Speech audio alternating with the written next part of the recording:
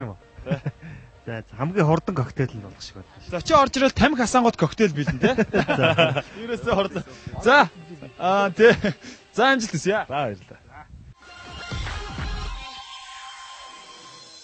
Black Russian гэдэг тийм коктейл хийсэн. Ягаад Black Russian хийсэн гэдэг тэгэхээр хөтлөгч маань нэг юм хэлсэн юм л да хажуугаас энэ Орос ахнараас авсан гэдэг тэгэхээр би Орос ахнарын нэрийг оруулаад коктейлийг хийчихье гэдэг. Тэгээ Black Russian гэж коктейл хийсэн. Тэр коктейлийн хувьд гэх юм бол ерөөдөө маш гоё коктейл дэлхийд алдартай. Ер нь тэрийг ер нь барменууд бол мэдхгүй бармен бартендер гэж ер нь байхгүй хаа тэр коктейлийг. Тэгээд шүүгчнэрээс баг зэргийн зэмлэл хүртсэн. Тэгээ шүүгчнэрийн хувьд ярих юм бол шүүгч нартай яваасаа санал нэг байна л да. Ягаад гэвэл жоохон өөрөөсөө юм гаргаад жоохон хөгжүүлээ сэтгээд тийм юм хийх бах гэж хүлээжсэн. Гэтэл би зүгээр нэг энгийн коктейл хийсэн. Тэрэн дээр жоохон шүүгчнэрээс зэмлэл хүртсэн. Тэрийг дараагийн дугаар дээрээс санамж болгож авсан тэрийг. Зочин Бродвей сүлжээ ресторанаас төлөөлөн оролцож байгаа. Бас манай нэвтрүүлгийн ерөнхий ивент тэтгэгчээр ажиллаж байгаа. Нацаг Доржиг урьж байна. За юу вэ нацгаа?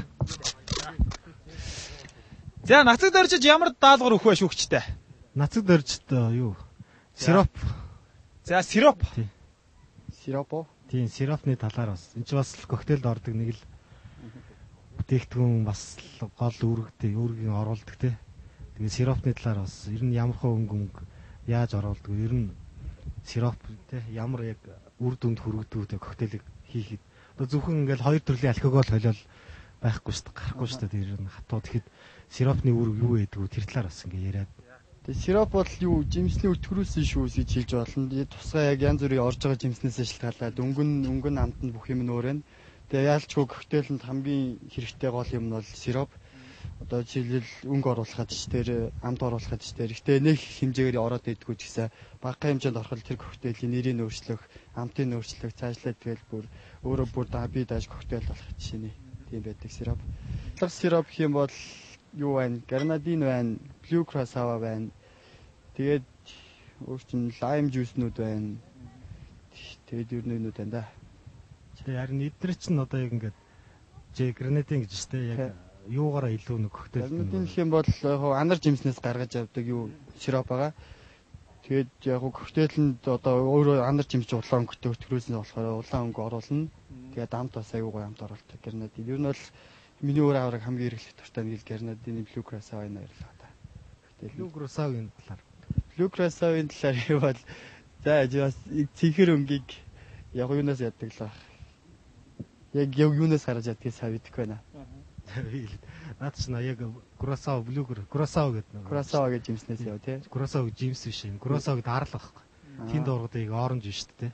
Оранжноос гаргаж аваад тэгээд дараа нь цэнхэр өнгө оруулдаг. Уул наад чи яг сироп нь бол амт нь бол оранж байхгүй. Тэгээд яг коктейлд нөгөө цэнхэр хөх өнгө оруулдаг яг гол суур сироп нь бол Blue Curacao гэж явчихж байгаа.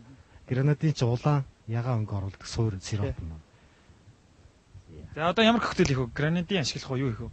Grenadine л ашигладаг юм гэж бодож. Оросууд бол нөгөө анар жимсийг Grenadine гэдэг. Би нөгөө Оросууд өөрсдөө гранат гэдэг нь шүү дээ, тий. Тэгэхээр мин шиг л коктейл хийх юм дээ. За амжилт. За баярлалаа.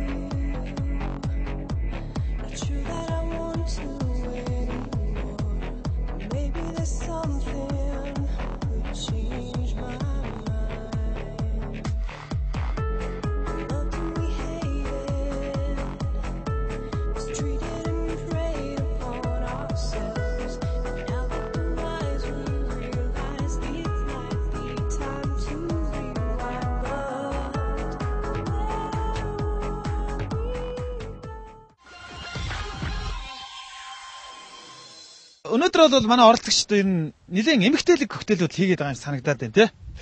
Яг энэ коктейлийн дээр нь Power of I гэдэг байгаа. Яг гоо тийм хүчтэй тийм коктейл байгаа. Юугаар хүчтэй гэсэн үг? Тэгэл ер нь нэрнээсээ шалтгаалгаа Power of I гэдэг хүчтэй их авах юм үү те. Ер нь бол огцомороо сэргэх зорилттой. Хичвч одоо авах нь шүү дээ тий. За шүүгчтэй авчид хүчтэй. Цэд орж байгаа энэ коктейлний орц нь юу вэ? Юу оров? Орцон дээр нь рам орсон. За. Зүгээр рам тэгээд арх тэгээд оранж жуус тэгээд гранадин сайрап орсон. Нацаг дорж коктейл өнгө их гоё юм байна. Мэдээж энэ коктейлд бас өнгө будаг их нөлөөлдөг баг л та. Энэ саяхан хийсэн коктейлүүдээс өнгө нь их таалагдлаа. Гэхдээ сая гантлаг маань шилжижсэн юу сиропны болохоор бас юу алкоголгүй хийх бас боломж байсан гэсэн. Алкоголгүй коктейл хийсэн байвал арай онцлог байх байсан болоо гэж бодчих. Устаасаа ялгах юм тий. Би яг бодсод эхлээд алкогол хийжтэй байсан. Бас нэг урд урдын юм дээр бас алкоголгүй хийжсэн болохоор алкогол коктейл хийдэг учраас сонгож. Чамд нөгөө хэдээс ч илүү боломж болно олгосон байхгүй сироп гэдэг чинь. Боломжтой нэг гүйж ташиж чадсан гээ. За ер нь Наранбаатар шүүгчийн хувьд хамгийн одоо сонин содон коктейл ууж исэн түүхээсээ ярил бас гадаадын орнуудаас нэлээд явж исэн хүний хувьд. Тэгээ явж исэн ер нь би түр өнгө бодог гэж хэллээ нэг сонин усан юм шиг юм хөх өнгөтэй. Тэгээ ингээ харахаар гэрэлд харахаар өөр шар ногоон болдог юм шиг. Өнгөнд гэрэлд баарны янз янзын гэрэл байдаг ш. Гэрэлд товирж исэн нэг коктейл ууж үзчихсэн. Тэр их сонин санагдчихсан. Одоо нэр мэдэхгүй юм байна. Амт нь маш сонин байсан уу? Амт нь нэг жин мэн хавцаал байсан баг гэж санагдаж байна.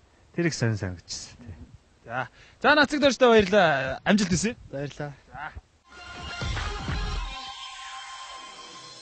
Яг би зүгээр алкоголтой коктейлэнд ордог алкоголтой зүйлсээ талаар айгуулсаа судалдаг байсан болохоор сироп талаар нэг сайн судалж байгаагүй.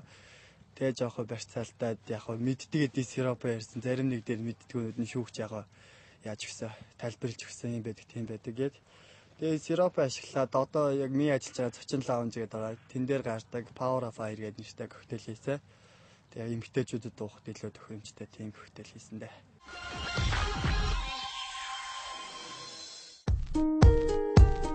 Шүүгчид маань оролцогчдын коктейлийг бүрдүүлэх бүтээтгүүний талаарх ямар мэдээлэлтэй байхыг шалгахаар шийджээ.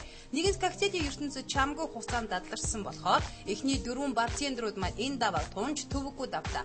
Хэдийгээр шүүгчид тэдний энэ талаарх мэдлэгийг бүр 100% шавхахаар нэмэлт асуултуудаар болж байсан ч гэсэн барцендрууд маань асуулт бүрт бүдрэлгүй хариулж өөрсдөө мэрэгжилтэй дуртай улам бүр мэрэгшгээр мэрийж байгаагаа батлан харуулж чадлаа.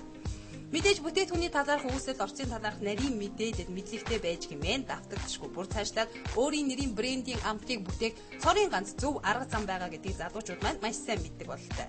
Ямар ч тач энэ удаагийн даалгаврын 4 залуу маань онц дүнтэй биелүүллээ. Харин дараагийн дугаарт үлдсэн барцендрууд маань хэрхэн хариулахыг сонирхож үзээрэй. Ингээд оролцож байгаа бүх барцендруудын коктейлд давтагдчихгүй амттай байхыг хүсээрэй.